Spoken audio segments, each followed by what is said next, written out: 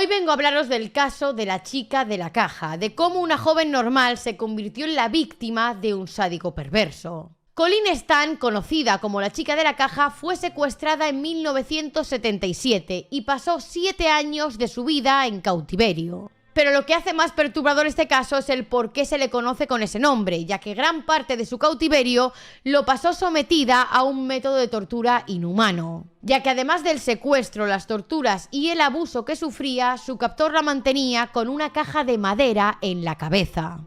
Con esto su secuestrador se las ingenió para crear una cárcel tanto física como mental. Cárcel en la cual Colleen, por las manipulaciones que sufría y el abuso, llegó a desarrollar síndrome de Estocolmo. Así que si queréis enteraros de este caso, quedaos a ver este vídeo. Colleen Stan nació el 31 de diciembre de 1956. De su infancia poco se sabe, simplemente sabemos que sus padres se separaron y luego se volvieron a casar. Y vivían en Riverside, California. Durante su época en secundaria, Colleen decidió que los estudios no eran lo suyo, así que decidió abandonar las clases y se casó con un hombre llamado Tom Smith. El enlace ocurrió cuando Colleen tenía tan solo 17 años y Tom Smith 22. Colleen y su marido vivían en Ohio, pero solo duraron un año de matrimonio. Después de divorciarse, Colleen, arrepentida, volvió a casa para obtener su título de secundaria. Y luego se mudó con unos amigos a Eugene, Oregón, los cuales se convirtieron en su familia adoptiva. El 19 de mayo de 1977, una de las mejores amigas de Colleen Stan cumplía años. Por esto, Colleen, de 20 años, salió de su casa en Eugene, Oregón, rumbo a Westwood, al norte de California, y eso estaba a más de 650 kilómetros de distancia. Su objetivo era visitar a su amiga y realizar un viaje por carretera. Al no contar con un coche propio, ni dinero para el autobús ni para un billete de avión, la única opción que le quedaba era hacer autostop para llegar a su destino. Esta práctica del autostop no era algo extraño para Colleen. Además, durante los años 70 en los Estados Unidos, viajar por carretera con desconocidos era una actividad bastante común. Sin embargo, las carreteras estadounidenses no eran un lugar seguro. Tan solo 4 años antes de que Colleen emprendiera su viaje hacia Westwood, Edmund Kemper había acechado, intimidado y asesinado a mujeres que hacían autostop en San José, California. Y la mayoría de ellas, al igual que Colleen, creían que nada malo les ocurría en ese viaje. En ese momento la joven tampoco pensaba en nada de aquello. Y por su mente solo pasaba la celebración del cumpleaños de su amiga y la manera de llegar lo más pronto posible. Desde Eugene, donde vivía, Colleen avanzó a buen ritmo. En poco tiempo consiguió recorrer 560 kilómetros sin ningún tipo de problema, por lo que para ese momento se hallaba cerca de la ciudad de Red Bull. Su destino ya se encontraba a menos de 100 kilómetros. Aunque podríamos considerar el autostop como una actividad algo temeraria, Colleen no era ingenua. Sabía que muchas personas se aprovechaban de las jóvenes que estaban solas en la carretera y conocía los secretos sobre a quién y a quién no pedir hacer autostop. En su camino por la Interestatal 5 evaluó cada detalle de cada persona, la apariencia del coche y la confianza que le brindaban sus ocupantes. En un principio, por su lado, pasaron 2 automóviles los cuales no le brindaron seguridad y por eso ni siquiera decidió hacerles el gesto de que pararan. Pero cuando un Dodge Colt azul se detuvo en la carretera con un hombre, una mujer y un bebé adentro, Colleen se sintió aliviada. Parecía que por fin una familia normal iba a llevarla hasta su destino. La pareja eran 2 jóvenes limpios y amigables que la invitaron a subirse al asiento trasero. Y mucho tiempo después, Colleen recordaría que estaba agradecida porque pensaba que había tenido muy buena suerte al encontrarlos. Cameron y Janice Hopper, como se presentaron, mantuvieron una conversación amable y normal con ella. En realidad parecían buenas personas con vidas normales realizando un viaje por carretera y tan amables como para recoger a una desconocida. Tras unos kilómetros de viaje, Colleen empezó a notar cómo Cameron, el padre de la familia, no paraba de mirarla a través del espejo retrovisor. Aquello la puso bastante nerviosa. La joven se sentía observada por los ojos del hombre que la miraba casi como un animal salvaje que evalúa su próxima presa. Tras 30 minutos de recorrido, Cameron detuvo el coche en una gasolinera. Colleen aprovechó esto para estirar las piernas e ir al baño. Mientras lavaba su cara delante del espejo, sintió un sexto sentido dentro de ella que le decía que saliera corriendo. segundo, que saltara por la ventana de aquel baño de la gasolinera en ese preciso momento y no mirar atrás. No sabía muy bien de dónde le venía esa señal de alarma, ya que hasta ese momento los Hooker no parecían ninguna amenaza. Por eso, aún con ese pensamiento rumiándole en la cabeza, decidió volver al coche de la pareja. Al regresar le ofrecieron una chocolatina que habían comprado en la gasolinera. Un poco más serena, Colin se permitió disfrutar del resto del viaje, y así recorrieron otro par de kilómetros hasta que algo ocurrió. De repente los Hooker mencionaron que se encontraban muy cerca de unas cuevas espectaculares que estaban repletas de hielo, y que querían hacer una breve parada para visitarlas antes de continuar el camino. A Colin esta idea le pareció bien, porque parte de hacer autostop era vivir experiencias con las personas que compartían el viaje. Cameron se desvió por un camino de tierra que parecía conducir a ninguna parte. En medio de una explanada paró el coche, apagó el motor y quitó las llaves del contacto. Janice, su mujer, consciente de lo que estaba a punto de ocurrir, abrió la puerta del coche y descendió con la pequeña bebé en brazos. La actitud de la mujer sorprendió a Colin, quien seguía con la mirada cada uno de sus pasos. Por esto Colin estaba confundida y veía cómo cada vez Janice se alejaba más y más del vehículo. Y de repente Colin sintió el frío y afilado borde de un cuchillo sobre su garganta. Quien estaba con el cuchillo era Cameron y le ordenaba que levantara los brazos por encima de la cabeza. Por un breve segundo todo aquello pareció irreal, como si le estuviera pasando a otra persona. Y en ese momento el mismo instinto que en la gasolinera le había dicho que tenía que huir de ahí, ahora le incitaba a no hacer nada, y que lo más importante era sobrevivir. Por esa razón, cuando Cameron le preguntó si ella obedecería todas sus órdenes, todo lo que ella pudo responder fue un breve sí. Fue en ese momento en el que el hombre se abalanzó sobre ella, le esposó las manos, le vendó los ojos y ató sus pies y le puso una mordaza. Una vez vendada e inmóvil, Cameron colocó una gran caja con bisagras de metal hechas de madera contrachapada sobre la cabeza de Colin. Era pesada y tenía un denso aislamiento sobre sus paredes dobles y un agujero para el cuello que casi la asfixiaba. El interior de la caja estaba alfombrado, lo que le dificultaba su capacidad para respirar. Pronto aprendería que al llevar puesta esa caja no podría comer, beber, escuchar ni ver. Y estaba en total oscuridad. Con la caja puesta en la cabeza, lo siguiente que hizo Cameron fue meterla dentro del maletero. Y ya totalmente a su merced, lo siguiente que sintió Colin es que le cubrían el cuerpo con algo pesado que parecía el saco de dormir que ella había llevado para su viaje.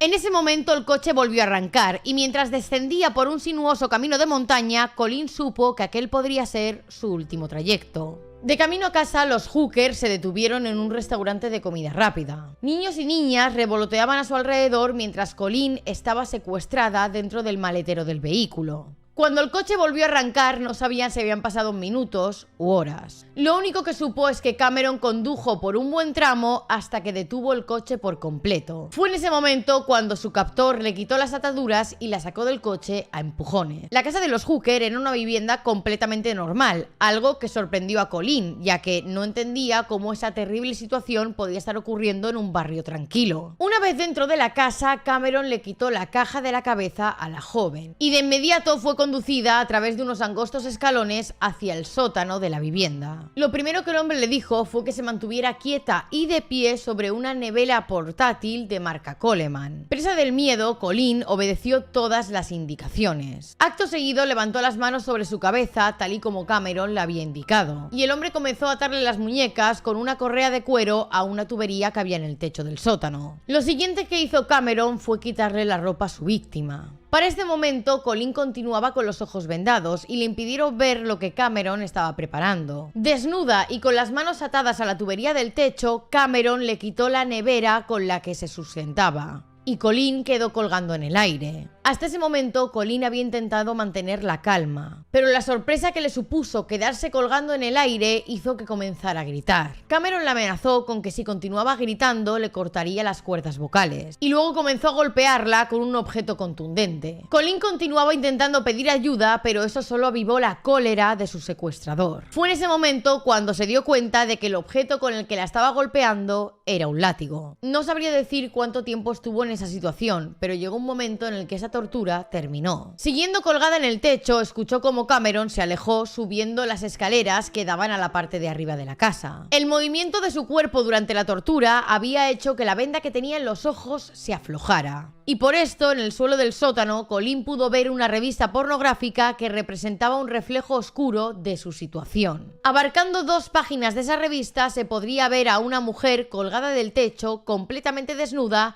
mientras otra persona le infligía golpes a base de látigo. Justo después, Colleen comenzó a escuchar cómo unos pasos se acercaban a la puerta del sótano. Esta vez se trataba de Janice, la esposa de Cameron, y se plantó delante de ella mirándola sin hacer nada ni decir nada. Después llegó Cameron, que se abalanzó sobre su esposa, excitado por lo que acababa de hacerle a Colleen. Esta fue la primera vez que la joven los escuchó mantener relaciones delante suyo justo después de ser torturada, pero no sería la última. Al terminar y para su alivio, Cameron bajó a la joven de su posición colgante. Tenía los brazos y el cuerpo endolorido por los golpes que le había propinado. Luego trasladó a la chica y la hizo sentarse dentro de una caja. Y lo que ya parecía una pesadilla se volvió aún más terrible cuando le volvieron a poner esa caja que llevó durante el viaje en la cabeza. Por lo que Colleen pasó a estar con una caja en su cabeza que le impedía ver ni oír absolutamente nada, y además dentro de una caja como si fuera un ataúd en el que tampoco se podía mover. Como era de esperar, la perspectiva de pasar la noche encerrada, sin casi poder moverse y sin poder respirar bien, hizo que Colleen comenzara a gritar desesperada. Al poco tiempo, Cameron regresó donde ella estaba y, consciente de que tenía que hacer algo, tomó una de las decisiones más crueles. Rodeó el pecho de Colleen con una correa hasta el punto de que respirar para ella era un martirio. Y esta fue la primera noche que Colleen Stan pasó en casa de los Hooker. Lo que ella no sabía en este momento es que apenas era el comienzo.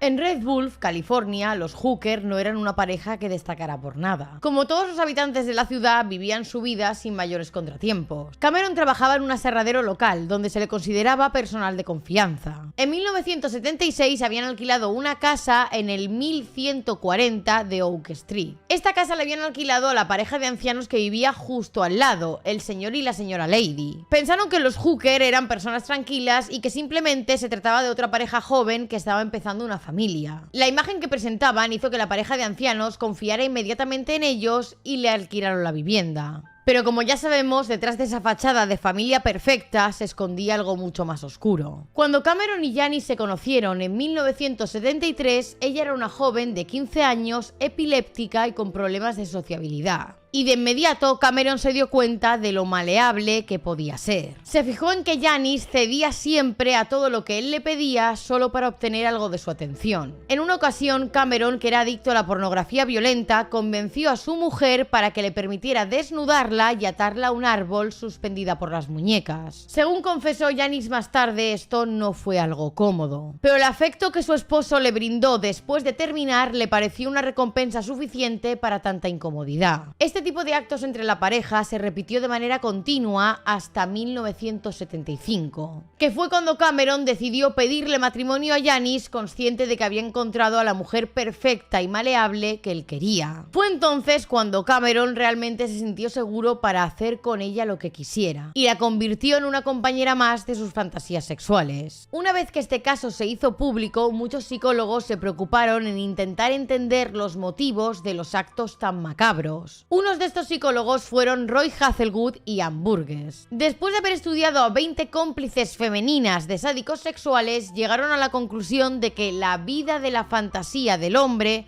a menudo se convierte gradualmente en una preocupación compartida por la pareja. Los deseos de él motivan también a la pareja. Y esto genera dos resultados: el progresivo aislamiento de ella y su dependencia cada vez más profunda hacia la imagen de su esposo, y se vuelve incluso incapaz de hablar por sí misma. Según Roy Hazelwood, es importante entender que el sádico ritualista y heterosexual cree inherentemente que todas las mujeres son malas. En consecuencia, cuando estos hombres se proponen probar esta hipótesis, seleccionan mujeres agradables de clase media que son aparentemente normales. Por esto, individuos como Cameron Hooker se vuelven expertos en explotar la vulnerabilidad de la mujer hasta convertirla en una cómplice sumisa que acata todas sus órdenes y que permanece callada incluso ante el más profundo de los horrores. Y esta era la dinámica de pareja que había entre Janice y Cameron. Él era el único que decidía y no había una voz más alta que la suya. En caso contrario, comenzaban las amenazas contra su mujer. Janice estaba completamente segura que cuando su esposo le amenazaba con acabar con su vida, no solamente pretendía asustarla, sino que era una reiteración de algo que podía hacerle. Pese a tener completamente sumisa a su mujer a sus deseos, este tipo de individuos usualmente suelen cansarse de estas dinámicas. Llega un momento en el que tener al lado una mujer tan manipulada y sumisa ya no les genera ese placer, sino que les genera desprecio. Por eso buscan a alguien nuevo más emocionante. En el caso de Cameron, todo lo que él quería eran esclavas jóvenes y Janice tenía que ayudarlo a encontrarlas. Aquello supuso un gran golpe para Janice, el hecho de que su esposo le pidiera estar con otras mujeres y que ella ya no era suficiente para él, le rompió el corazón. Pero a la vez le brindó una oportunidad. Con otra persona que tuviera esa atención de Cameron, ella podría desprenderse un poco de su sumisión. Así, cuando él se lo propuso, ella estuvo de acuerdo, aunque con una condición. Le dijo que quería tener un hijo. Y además también le prohibió a su marido tener relaciones con la mujer que eligiera. El trato fue aceptado y pronto por la cabeza de Cameron pasaban todo tipo de imágenes retorcidas. Pero antes de nada tenía que realizar ciertos preparativos. Necesitaba una forma de contener a esa esclava y evitar que los vecinos escucharan sus gritos hasta que aprendiera cuál era su lugar. Para ello diseñó y fabricó las cajas que más tarde usó con Colin Stan. Al poco tiempo, Janice quedó embarazada, tuvo a su bebé y comenzaron a criarlo. Y a medida que pasaban los meses, podría haber parecido que Cameron había olvidado su objetivo, pero no era así. La llegada de su hija le había proporcionado la coartada perfecta para presentarse como un hombre honorable delante de su futura víctima. Y cuando tuvo todo listo, puso en marcha la búsqueda de la primera de lo que él suponía que sería una serie de esclavas sexuales. Volviendo al caso, aquella primera noche en esa caja, Colin la pasó completamente en vela. Por la mañana, Cameron la sacó de aquella caja donde estaba y también le quitó la caja que cubría su cabeza. La posibilidad de moverse y de respirar bien supuso un placer momentáneo. Y por un brevísimo instante, Colin creyó que todo habría terminado. El resto del día, Colin estuvo encerrada en el sótano sin comer ni beber nada, hasta que finalmente su secuestrador decidió darle un pequeño cuenco de agua y varias patatas cocidas. Al terminar de comer, Cameron la colgó de nuevo y volvió a colocarle la caja sobre la cabeza. La dejaron ahí sola en el sótano durante un rato y cuando finalmente la pareja volvió, le permitieron usar un orinal, para más tarde estirarla en un potro donde permaneció inmóvil durante horas. El siguiente día también transcurrió sin que le dieran nada de comer. Y cuando el sentido del tiempo y la realidad parecían desvanecerse, Cameron regresaba con agua y un sándwich de ensalada de huevo. Ella aprovechó para alimentarse, pero las temperaturas eran tan altas que rechazó un segundo sándwich, y esto llenó de cólera a Cameron. Colin aseguró que simplemente ya estaba satisfecha y que no tenía más hambre, pero aquello no fue suficiente como para calmar a su secuestrador. En la cabeza de Cameron, una esclava debía hacer lo que su amo le dijera sin importar cómo se sintiera. Por su desobediencia, Cameron la colgó de nuevo con las esposas de cuero y la azotó hasta que se desmayó. Cuando finalmente acabó con ella, Colin accedió a comerse ese segundo sándwich. Y satisfecho por ser obedecido, Cameron la ató de nuevo, colocó la caja sobre su cabeza y se fue del sótano. Aquella vez Colin se sintió aliviada por quedarse sola, pero se preguntaba constantemente si esto se convertiría en su nueva rutina. Una sola comida al día, tortura, aislamiento e incertidumbre. Mientras Colin Stan poco a poco descubría su nueva normalidad, en Eugene, Oregón, comenzó su búsqueda. Sus amigos, al no saber nada de la joven, se pusieron en contacto con la familia. Nadie la había visto y nadie conocía su paradero, por lo que todos estaban preocupados. Los padres de Colin descubrieron su plan de ir a Westwood y llamaron a su amiga, y se dieron cuenta que nunca había llegado a su destino. Pero Colin era una chica muy responsable y generalmente se mantenía en contacto con sus padres y sobre todo con sus amigos, por lo que el 23 de mayo presentaron una denuncia por la desaparición ante el departamento de policía de Eugene. A los policías que les atendieron les dijeron que Colin medía alrededor de 1,65 m y pesaba 61 kilos. Su cabello era castaño y liso y tenía los ojos azules. Como os he comentado antes, Colin se casó con 17 años y solo un año después se divorció. Por lo que la primera persona de la que sospechaban los investigadores fue Tom Smith, su exmarido. No se sabía mucho sobre él más allá de que era de Ohio. Además, nunca se había molestado en ir a buscar a Colleen después del divorcio. Y por esto no tenía muchas razones para pensar que la secuestraría sin más. Por lo que con el paso del tiempo, sin ningún sospechoso y sin ninguna pista sobre su paradero, las esperanzas de saber dónde estaba Colleen se desvanecieron. La familia de la chica simplemente creía que algo terrible le tenía que haber sucedido, ya que pensaban que ella voluntariamente no les habría dejado tan preocupados. Janice, su hermana, mantuvo por un tiempo la teoría de que posiblemente Colleen en su viaje a Westwood se había cruzado con algún homicida y que ahora yacería en una zanja en medio de la nada. E incluso la familia llegó a barajar la teoría de que posiblemente Colleen se había unido a una secta. Durante los años en los que Colleen estuvo desaparecida, su madre frecuentemente llamaba al departamento del sheriff de Eugene preguntando por información sobre el paradero de su hija, pero nunca tenían ninguna pista que seguir. Volviendo a la situación de Colleen, durante los primeros días ella no vio a Janice ni al bebé. La mayor parte del tiempo se la pasaba encadenada, con los ojos vendados y desnuda. Cameron era su única visita y cada vez que aparecía era para someterla a otra sesión de golpes. A veces, cuando la colgaba desnuda y magullada, le tomaba fotografías que luego él mismo revelaba. De vez en cuando una vena sádica le recorría y sostenía la cabeza de Colleen bajo el agua hasta que ella perdía el conocimiento. Tras varios días con esta rutina, Colleen comenzó a preguntarse si algún día Cameron iría demasiado lejos y acabaría con su vida. Pese a ello, constantemente intentaba averiguar cuándo la dejaría ir, y la respuesta del hombre siempre era la misma: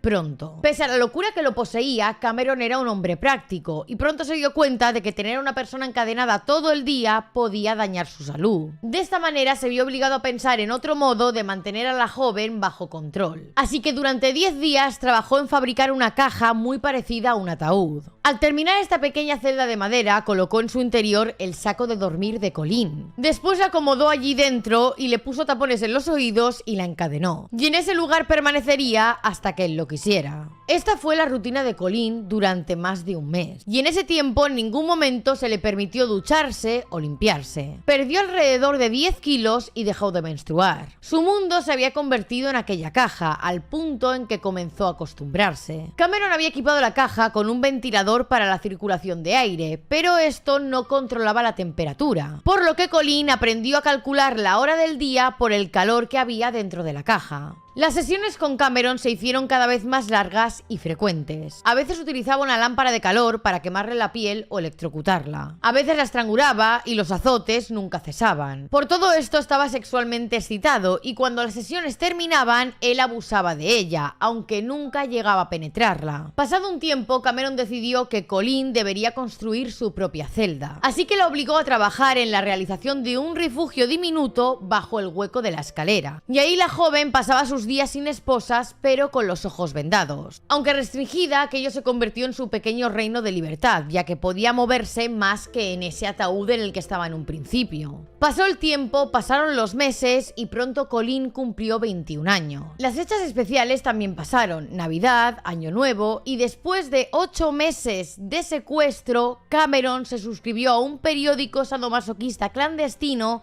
llamado Inside News. En la edición de este periódico, que salió el 1 de enero de 1978, contenía un artículo titulado "Se venden en cuerpo y alma cuando firman el contrato de esclavitud". Aquello le dio una idea a Cameron. Con toda la maldad y su ingenio, se dispuso a crear un contrato que daba la apariencia de ser legalmente vinculante. Le dio a Colleen el nombre de esclava K, y él firmó ese contrato con un nombre falso, Michael Powers. A finales de ese mes de enero le hizo leer el artículo y luego firmar el contrato como Kay Powers. Al terminar la lectura, Colleen creyó que el mundo se había vuelto loco si permitían que algo como aquello pudiera existir. Aunque Cameron la amenazó con lastimarla en caso de que decidiera no firmar. Y si ella no lo hacía, firmaría él por ella. El documento contenía las reglas que se debían seguir y su firma significaba que ella estaba de acuerdo con ellas. Según el contrato, ahora sería necesario referirse a él como amo y mantener su cuerpo abierto en todo momento para su satisfacción. Y le amenazaba con que si no cumplía el contrato podría entregarla como esclava a alguien no tan agradable como él. Además, para hacer más creíble su mentira, le había dicho a la joven que había pagado $1,500 para registrarla en algo llamado la compañía de esclavos. Le explicó que la gente de esa supuesta compañía los vigilaba todo el tiempo y que incluso habían puesto micrófonos en la casa. Además le mencionó que sabía quiénes eran los parientes de Colleen y que los matarían si alguna vez desobedecía a su amo. Le dijo que Janice, que en realidad era su mujer, también era su esclava, y que si alguna de las dos intentaba escapar, la compañía les castigaría clavándole las manos a una amiga y colgándolas durante días. Para este momento, Cameron se estaba convirtiendo en un dios maligno para Colleen, por lo que ella creyó todo lo que él le dijo, pese a lo descabellado o maligno que sonaba. Y durante el tiempo que estuvo secuestrada, Colleen aprendió a apagar sus emociones. En una entrevista que Colleen dio a la periodista Betty Lees, dijo lo siguiente: cuanto más cedía su juego, mejor era para mí, porque si luchaba, continuaba sin parar. Con el paso del tiempo, Colleen aprendió que pedir clemencia solo lo incitaba más, así que dejó de hacerlo. En su presencia contenía las lágrimas para que él no supiera cómo se sentía, e intentaba usar el poder de su mente para disociar y escapar de esa situación. Poco a poco, con los años, fueron llegando los privilegios. Se le empezó a dejar salir del sótano y subir a la planta superior de la casa. Ahí tenía permitido hacer tareas domésticas como cocinar, lavar los platos y limpiar. Sin embargo, cada vez que Cameron gritaba ¡atención!, debía quitarse la ropa, ponerse de puntillas y alcanzar con las manos la parte superior de la puerta que separaba la sala de estar del comedor. Tanto fuera como dentro de la caja debería llevar un collar de esclava. Y como si se tratara de un trabajo, debía entregar una tarjeta de registro, supuestamente para que la compañía mantuviera un control. Además, Cameron le contaba historias de terror sobre supuestas cosas que le habían ocurrido a otras esclavas que habían desobedecido. Por ejemplo, le dijo que a una le habían arrancado la lengua con una pistola de soldar, o que a otra le habían arrancado los miembros o los dedos. Por su parte, Janice, la esposa, presenciaba todas las torturas e intentó una noche participar en estos juegos macabros que su esposo tenía con Colleen. En un momento, los tres terminaron juntos en la cama matrimonial, pero la situación era tan extraña que la mujer decidió abandonar la habitación, dejando a solas a Cameron y a Colleen. Aquella fue la primera noche que Cameron abusó de la chica penetrándola, y a partir de ese momento pasó a ocurrir con regularidad. Cuando Cameron comenzó a confiar en que la chica no escaparía, empezó a darle más tiempo para estar en ese estrecho refugio que tenía en el hueco de las escaleras, e incluso le empezó a permitir dormir ahí en lugar de en la caja de ataúd, que es donde estaba durmiendo todas las noches. Pero su libertad duró poco. Los Hookers se mudaron a una caravana en un terreno que les proporcionaba más privacidad, aunque el espacio interior era escaso. Una vez en esa caravana, al ver que contaba con menos espacio, Cameron diseñó una caja ventilada que se acoplaba bajo la cama de agua que compartía con Janice. En este periodo de cautiverio, a Colleen se le permitía salir 1 hora al día para cepillarse los dientes, comer, limpiar su orinal y a veces lavarse el pelo. Su único respiro era trabajar al aire libre en el jardín los días que Cameron no trabajaba, pero se le advirtió que la compañía de esclavos siempre la estaba vigilando y que la encontrarían si intentaba escapar.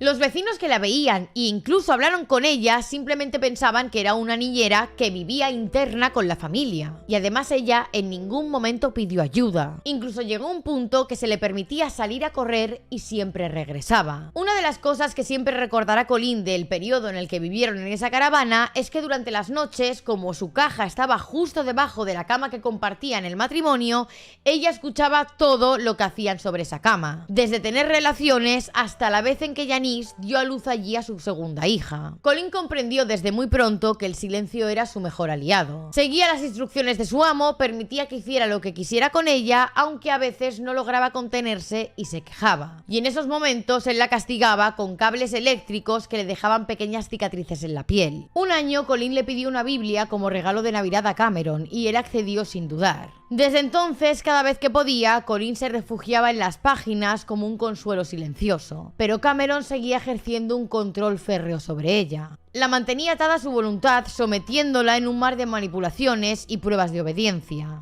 E incluso le perforó los labios alegando que era una forma de identificación. Tiempo después le explicó que ese aro, ese piercing, era un símbolo de compromiso, como si se tratara de un anillo de bodas, y le dijo que incluso algún día esperaba tener hijos con ella. 3 años de secuestro, en 1980, Cameron le permitió a Colleen salir una noche con Janice. Bebieron un poco, conocieron a varios hombres y terminaron yendo a casa de uno de ellos. Y con el permiso de Cameron, Janice incluso tuvo un romance pasajero con uno de estos sujetos. En un principio, tanto Janice como Cameron trabajaban, pero cuando Janice perdió su empleo, Cameron encontró una nueva manera de utilizar a Colleen. La llevó a Reno y a pueblos cercanos, obligándola a mendigar en las calles para conseguir dinero. Fue una experiencia humillante para ella, pero la joven no tenía más remedio que obedecer. Y a pesar de encontrarse en lugares públicos, nunca aprovechó ninguna de esas oportunidades para pedir ayuda. Después de un tiempo, Janice encontró otro trabajo y Colleen se quedaba en casa sola cuidando a los niños. Y aunque para este momento del secuestro ya no la ataban físicamente, seguía atrapada en una jaula invisible y no se atrevía a buscar libertad. Por las noches la encadenaban al váter y dormía en el suelo del dormitorio trasero. Aquello era difícil, pero mucho mejor que el confinamiento de la caja que escondían bajo la cama matrimonial. Durante un tiempo, Janice comenzó a llevarse trabajo a casa y Colleen le ayudaba a hacerlo, de forma que generaba más dinero. Pero la convivencia entre ambas no era fácil. En ocasiones discutían porque Janice estaba celosa de la atención que Colleen estaba recibiendo por parte de su marido. Constantemente Janice le rogaba a su esposo que le dejara marchar a la joven. Pero la respuesta de Cameron fue obligar a Janice a dejar su trabajo para dedicarse a cuidar a los niños, y Colleen fue devuelta a la caja bajo la cama. Además, Cameron le aseguró a la chica que habían pagado $30,000 a la compañía para así garantizarle una protección absoluta. Y este era un enorme sacrificio financiero que ella debía respetar. Habitualmente le recordaba que habían instalado micrófonos en los coches, las casas y hasta en las líneas telefónicas de toda su familia, asegurándose así de que jamás se atreviera a pedir ayuda.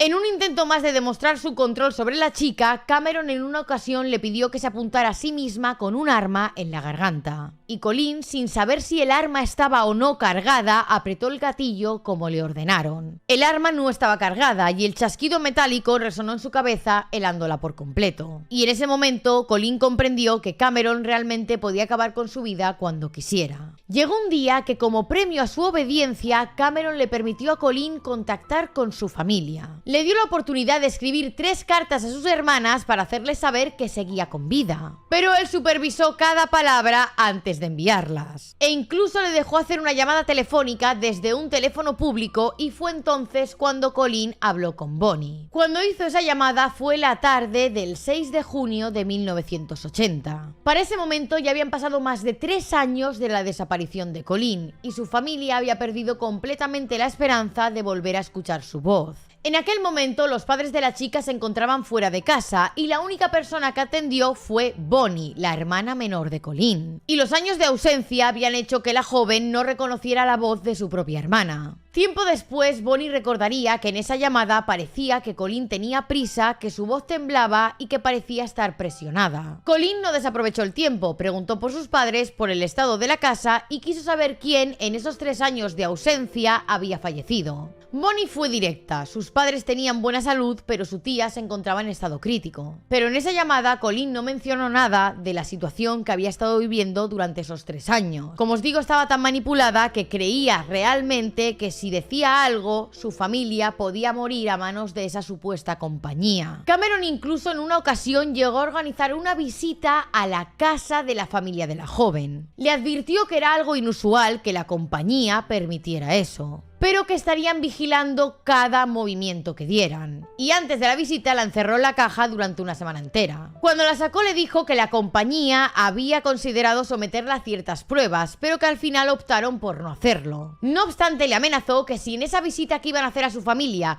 mencionaba algo sobre su situación, la compañía intervendría de inmediato para llevársela de vuelta. De esa manera, el 20 de marzo de 1981, 3 años y medio después de su secuestro, Cameron y Colleen condujeron hasta la casa de la familia de la chica. Allí él se presentó como Mike, un programador de ordenadores con quien ella supuestamente mantenía una relación. Al verla, sus padres no podían creer la imagen que presentaba. La chica estaba delgada y demacrada, pero tampoco se atrevieron a cuestionarla directamente por miedo a que cualquier comentario la pudiera alejar de nuevo. Evidentemente, Colleen tampoco dio detalles de dónde había estado ni de lo que había vivido. De ese encuentro, su hermana Janice recuerda lo siguiente: nos quedamos sin saber nada sobre dónde había estado ni a dónde iría después. Todos estábamos asustados de presionarla demasiado y perderla de nuevo. Como os he mencionado antes, los padres de Colleen estaban separados y al día siguiente de esta visita, Colleen visitó a su madre. quien la llevó a la iglesia a encontrarse con otros familiares. En un principio esta visita se supone que iba a durar todo el fin de semana, pero ahí terminó de repente. Mike llamó y anunció que vendría a recogerla pronto. Y después de tan solo 24 horas, la visita se dio por concluida. Antes de irse, una de sus hermanas le hizo incluso una fotografía. Colleen salía sonriendo y su hermana pensó que parecía feliz. Y es que nadie de su familia sospechó el horror que la chica estaba viviendo. El pequeño oasis de libertad que vivió Colleen durante aquel fin de semana terminó con su regreso a la caravana. Y con el afán de que ella comprendiera cuál era su lugar en el mundo, Cameron la volvió a encerrar dentro de la caja y allí permaneció la mayor parte del tiempo durante los 3 años siguientes de secuestro. Esto repercutió mucho en su condición física, su cabello comenzó a caérsele y perdió mucho peso. Además, Cameron constantemente decía que quería tener más esclavas, por lo que necesitaba más espacio. Con esto en su mente decidió construir una mazmorra y le pidió a Colleen que le ayudara a cavar un hoyo profundo en el patio. Puso suelo y construyó paredes de ladrillo, terminándolo en noviembre de 1983. A este lugar trasladó a Colleen, aunque durante una fuerte lluvia este refugio improvisado se inundó. Por esto la joven no tuvo más remedio que volver a la caja. En cuanto a Janice, la mujer, para este momento ya estaba cansada de que su marido tuviera relaciones sexuales con Colleen y no encontró más salida que comenzar a leer la Biblia. Se sumergió tan profundamente en el libro que pronto se dio cuenta de que realmente aquello que estaba ocurriendo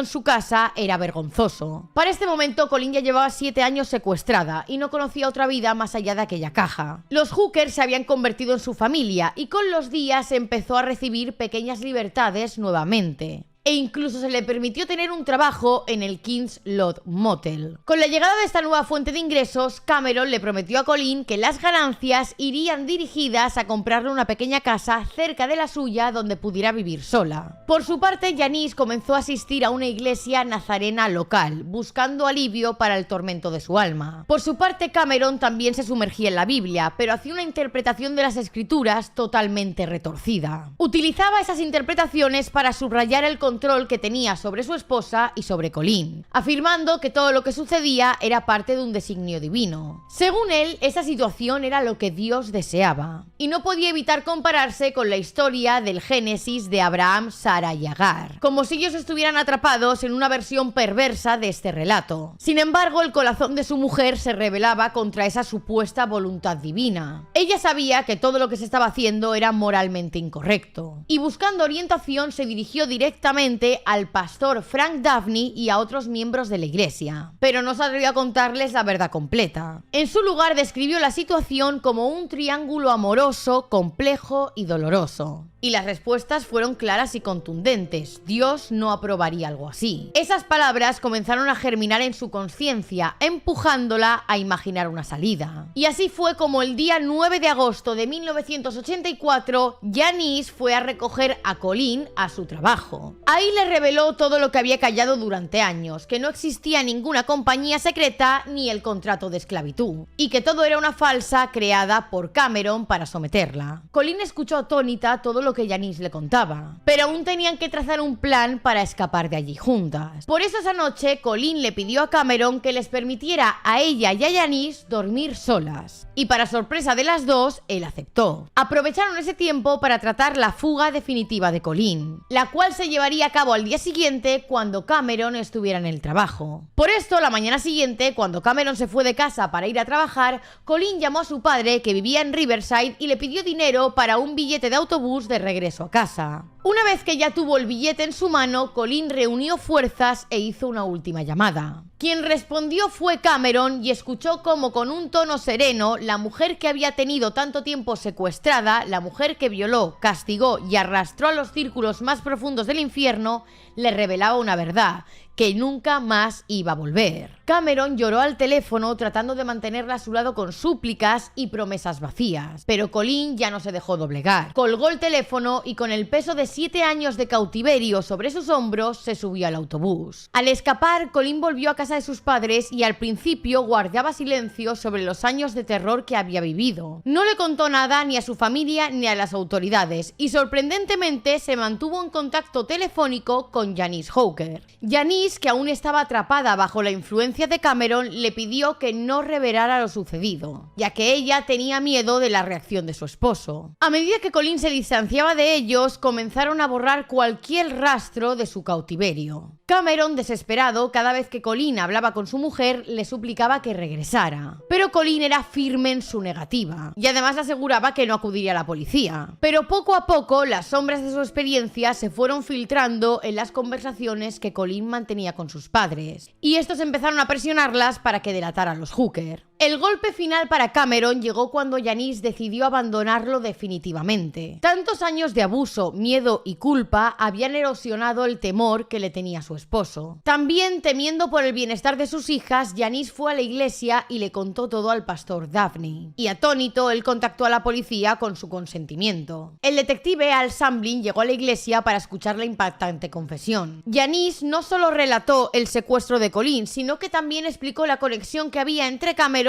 y la desaparición de una joven local en 1976. Y es que al parecer Colin no había sido la primera víctima de Cameron. Un año antes de que Colin desapareciera, Cameron había ido a por otra chica llamada Mary Elizabeth Spanhake. Es en este momento cuando Janice confesó los detalles escalofriantes de cómo Cameron la había asesinado. Las autoridades le concedieron a Janice la impunidad a cambio de su testimonio. De esta manera, Janice relató los horrores de los que fue testigo, y según su relato, el secuestro de Mary inició de la misma manera que el de Colin, aunque en esa ocasión Cameron terminó estrangulándola y disparándole. Janice confesó haber conducido durante horas para deshacerse del cuerpo de esta chica. Sin embargo, pese a la colaboración de esta mujer, la policía nunca ha encontrado los restos. Tras esta confesión, el detective Samblin fue a Riverside para hablar con Colin, quien corroboró la historia de Janice. Pero la fiscal adjunta del distrito, Christina Maguire, se encontró con un problema. Y es que Colin ya había escapado, y en todo este tiempo, desde que llegó a casa, no había contado nada ni a sus padres ni a las autoridades. El caso parecía tambalearse hasta que la fiscal dio con una prueba crucial. Al revisar un cuaderno de bocetos que había en la caravana de los Hooker, se encontró con una fotografía del supuesto contrato de esclavitud. Al parecer, cuando Colin escapó, Cameron destruyó el contrato original, pero antes lo fotografió a modo de trofeo. Y esto se convirtió en la prueba clave para resolver el caso. Además, en la caravana también encontraron fotografías de Colin atada y colgada de diversas formas, evidencias que confirmaban el abuso y el control al que fue sometida. 2 rollos de películas sin revelar fueron enviados al FBI y contenían imágenes aún más perturbadoras de Colin desnuda y encadenada. Con todo esto, el caso ya era más que sólido. Y el 18 de noviembre de 1984, el detective Samblin condujo hasta la residencia de los Hooker y arrestó a Cameron. Cameron fue acusado de secuestro, violación, sodomía y otros cargos. El caso rápidamente atrajo la atención mediática y muchos vecinos de los Hooker se resistían a creer que alguien como Cameron fuera capaz de esas atrocidades. Y no se sorprendieron cuando él se declaró inocente de todos los cargos. Sin embargo, la fiscalía se enfrentaba al problema de la prescripción del cargo de secuestro, ya que Colin había pasado 7 años secuestrada y solo se contemplaban 3 años. Además, los abogados de Cameron argumentaban que Colin había permanecido con los Hooker de forma voluntaria y decían que Janice se había inventado todo lo del secuestro simplemente porque estaba celosa. El caso estaba listo para convertirse en un enfrentamiento legal que revelaría todavía más los horrores de aquellos 7 años de cautiverio. Pronto comenzaron a surgir comparaciones entre el caso de Colin Smith y el de Patricia Hearst, que era una chica que fue secuestrada en el 1974 y que incluso terminó ayudando a sus secuestradores a robar bancos. La fiscal del caso era consciente de que probar el lavado de cerebro era un concepto difícil y que incluso en el caso de Patricia Hearst no se había podido probar. Por eso la fiscal Christina Maguire entrevistó a varios expertos para respaldar su caso. Por eso la fiscal contó con el testimonio del doctor Chris Hatcher. Este hombre era un experto en psicología de rehenes y estudios sobre los efectos del terrorismo. Con este testimonio, lo que buscaba la fiscalía era fortalecer su argumentación de que Colin había sido psicológicamente quebrantada. Pero además el caso presentaba otras complicaciones. Resulta que existía una cinta en la que Colin le decía a Cameron que lo amaba. Pero a pesar de esto, la fiscal trabajó meticulosamente con Colin para reconstruir la cronología de aquellos 7 años de horror.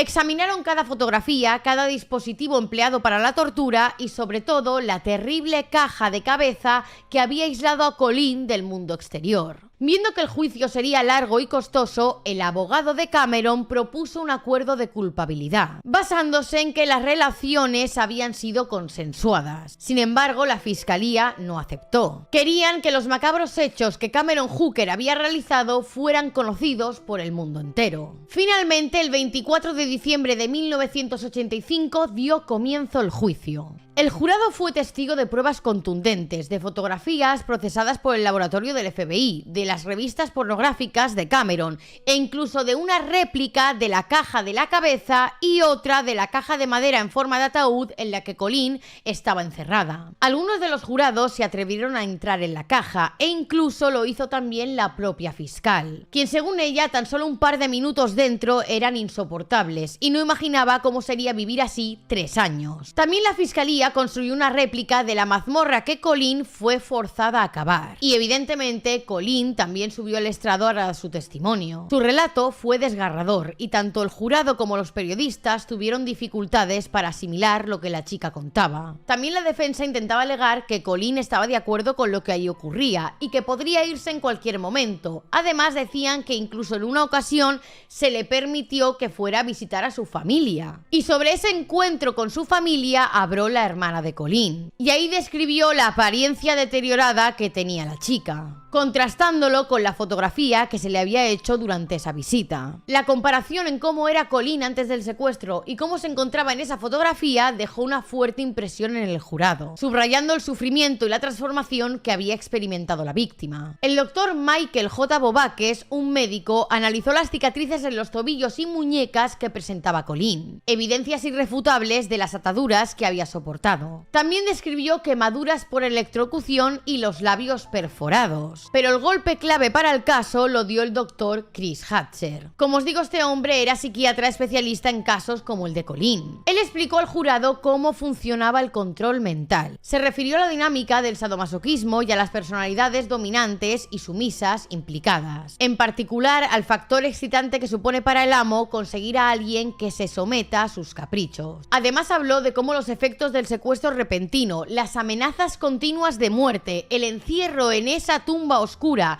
el abuso físico y la pérdida de control sobre sus funciones corporales necesarias fueron entre todos eficaces para quebrantar la voluntad de Colleen. Inevitablemente en el juicio también se habló del síndrome de Estocolmo, el cual se produce cuando una persona en cautiverio sufre condiciones extremas de estrés, ya sea por tortura o incertidumbre. En este tipo de casos, la persona secuestrada puede involucrarse hasta cierto punto con su captor e incluso llegar a consentir el abuso y el cautiverio. De esa manera, las víctimas, aunque estén secuestradas, pueden llegar a expresar afecto por su secuestrador e incluso llevan a las demás personas a preguntarse si el cautiverio es real. El doctor Hatcher también utilizó las revistas de Cameron para mostrar al jurado los pasos que él había seguido para crear a su esclava sexual perfecta. El 8 de octubre, Cameron también subió al estrado y dio su explicación sobre los hechos. Admitió haber secuestrado y creado el entramado para convertir a Colleen en su esclava. No obstante, lo justificó diciendo que ella era una adicta en abstinencia y que se preocupaba por su bienestar. Y por si fuera poco, sostuvo que la chica estaba enamorada de él y que todo lo que había hecho era para cuidarla. También admitió haber encontrado el contrato sexual de esclava en una revista para adultos y confesó haberle contado estas historias sobre la compañía de esclavos. Pero a pesar de todo ello, sostenía que las relaciones que habían mantenido siempre fueron consentidas. Tras esto, los abogados de Cameron mostraron el historial de 29 llamadas telefónicas que Colleen había realizado a los Hooker después de conseguir salir en libertad. Y con esto intentaban mostrar que sí que tenía un apego hacia ellos. Como os digo, la defensa mantenía que sí que era cierto que habían secuestrado a Colleen, pero que las cosas que habían ocurrido en esos 7 años en aquella casa eran totalmente consentidas. Incluso Cameron aseguró en su testimonio que todo lo que había confesado Janice sobre el secuestro era básicamente porque su esposa estaba celosa de la relación que tenía con Colleen. El abogado defensor buscaba que el jurado solo tuviera en cuenta el cargo de secuestro, que era lo único que admitían haber hecho. Y además, teniendo en cuenta esto, se suponía que Cameron quedaría en libertad, porque el plazo de prescripción del delito ya había expirado. Como os digo, el abogado de Cameron también buscaba hacer ver que Janice parecía celosa de la relación que había entre su esposo y Colleen, y que movida por esos celos la puso en su contra y terminó mintiendo como venganza. El abogado mencionó esa salida que hicieron Colin y Janice a un bar, e incluso un viaje de esquí que hicieron juntos. Y luego mostró también una serie de cartas que Colin le había escrito a Cameron en las que le expresaba libremente su amor por él y su deseo de darle hijos. En una de esas cartas la joven decía: cada día que pasa me enamoro más y más de ti. Al parecer la fiscal desconocía por completo la existencia de estas cartas, y cuando confrontó a Colin lo que ella le explicó es que Cameron le había obligado a escribirlas y que solo lo hizo debido al miedo. Además, en una entrevista que Colin dio años más tarde para la televisión, dijo lo siguiente: solía decirle que lo amaba porque cuanto mejor lo tratara, mejor me trataba él a mí. En los alegatos finales, la fiscal enfocó su atención hacia los cargos más graves, que eran los de secuestro y los abusos. Era su última oportunidad para demostrar que Colin había sido prisionera por el miedo y la manipulación. En contraste, el abogado de Cameron, en su alegato final, insistió en resaltar las llamadas telefónicas que Colin había hecho a la pareja una vez que ya estaba en libertad, además de la visita que se le permitió hacer a casa de sus padres y las cartas de amor que a su parecer demostraban una relación voluntaria. Como veis, la fiscalía afirmaba rotundamente que Colin había sido secuestrada y que continuaba cautiva a base del miedo y la manipulación. Y por otra parte, la defensa decía todo lo contrario, que ella podía haberse ido en cualquier momento y que estaba ahí de mutuo acuerdo. La deliberación por parte del jurado tomó 3 días, en los cuales examinaron todas las pruebas, discutieron los detalles y compararon las diferentes interpretaciones. Y al tercer día no habían logrado estar de acuerdo en uno de los cargos. Finalmente, el 31 de octubre de 1985, Cameron Hooker fue declarado culpable de 10 delitos graves, incluyendo secuestro, violación y agresión sexual. El 22 de noviembre fue sentenciado a varias condenas consecutivas por estos delitos, y si cumplía la pena máxima se enfrentaba a 104 años de prisión. Tras la sentencia, Colin dijo estar satisfecha al saber que Cameron ya no podría hacerle a otras lo que le había hecho a ella. A partir de ahí decidió continuar con su vida, encontró un trabajo, asistió a terapia y a la escuela para obtener un título de contable. Aunque llegó a encontrar el amor, se casó y tuvo un hijo, por un tiempo pareció vivir una vida con total normalidad, pero su relación no duró mucho tiempo y acabó en divorcio. Por su parte, Janice, que había tenido impunidad, tras el juicio se cambió de nombre para proteger su identidad y la de sus hijas. También asistió a terapia y buscó apoyo en grupos religiosos, y hoy en día se desconoce su paradero. He de decir que todas las apelaciones que Cameron Hooker hizo a la sentencia fueron denegadas. En 2021 se generó una pequeña polémica cuando se anunció que Cameron podría salir de prisión debido a la ley de ancianos encarcelados de California, la cual permite revisiones anticipadas para reclusos mayores de 60 años que hayan cumplido 25 años de condena. Sin embargo, en el año 2022 el Estado decidió denegar la libertad condicional al considerar la gravedad de los crímenes por los que estaba condenado. Por esto, actualmente Cameron Hooker sigue cumpliendo condena en la prisión estatal de California. Y bueno, chicos, hasta aquí el vídeo de hoy. Espero que os haya gustado. Si es así, no olvidéis dejarme un like y suscribiros aquí abajito y decirme en comentarios cuál queréis que sea el próximo caso que traiga a este canal. Y nos vemos en el próximo vídeo.